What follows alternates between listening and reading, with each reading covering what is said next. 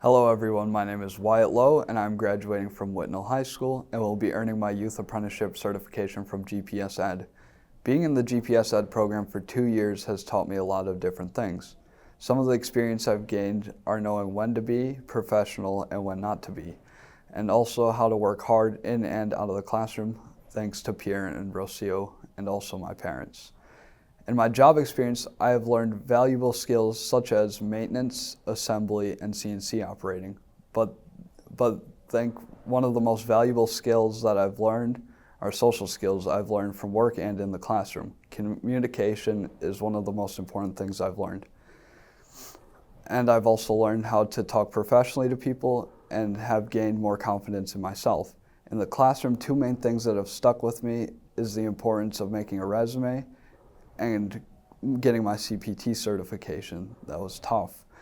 The preparation of writing and editing my resume taught me how to word things well and look at things that I've done and make them sound professional.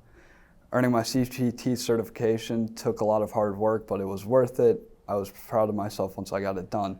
Thank you to Rocio and Pierre for helping me through all that.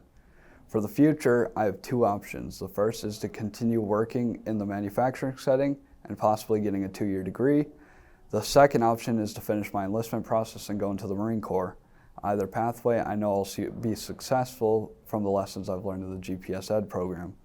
This is because of the good team of people behind me and supporting me along the way. The advice I would give to the upcoming graduation class is the future student should be like a sponge and soak everything up, especially what you learn from both your teachers and your mentors at your workplace.